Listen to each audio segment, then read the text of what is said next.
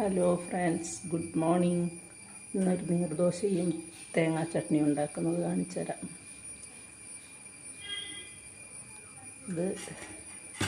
ഇത് നീർദോശേൻ്റെ കൂട്ട്, പിന്നെ തേങ്ങ, പിന്നെ ശകലം ചോറ്, ആവശ്യത്തിന് ഉപ്പ്, പച്ചരി, ഇതൊക്കെ കൂടെ അരച്ച് വെച്ചതാണ്.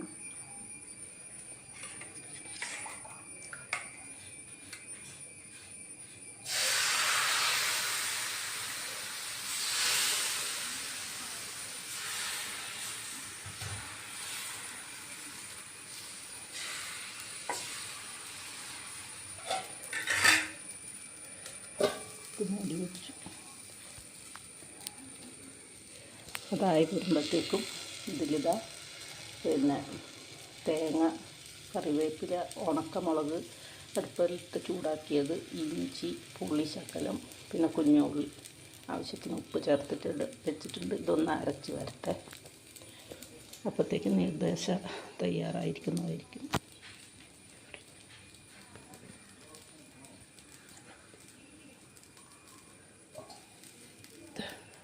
ഇതിൻ്റെ മേലെ കൂടെ ശകലം നെയ്യോ അല്ലെങ്കിൽ എന്തെങ്കിലും ഒന്ന് പോയി കൊടുത്താൽ മതി.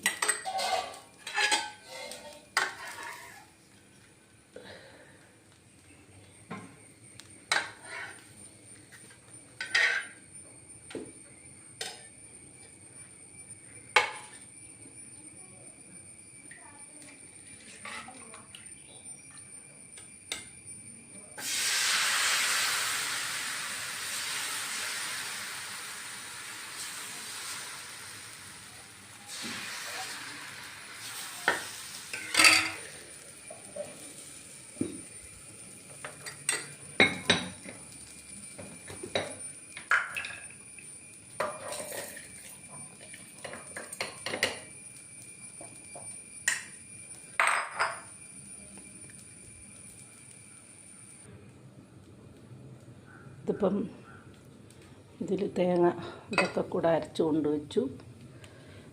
പിന്നെ ഇതിൽ കടുക് പൊട്ടിക്കാൻ വേണ്ടിയിട്ട് ഇതിന് വേണ്ടിയിട്ട് വെച്ചിട്ടുണ്ട്.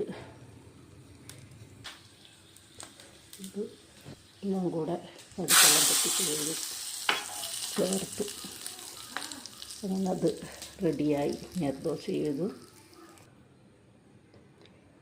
നീർദോശയും തേങ്ങാ ചട്നിയും തയ്യാർ. നിങ്ങൾ ആക്കാറുണ്ടോ? കാണുമ്പോൾ ഒന്ന് സബ്സ്ക്രൈബ് ചെയ്യണേ ഈ കുഞ്ഞമ്മമ്മയെ.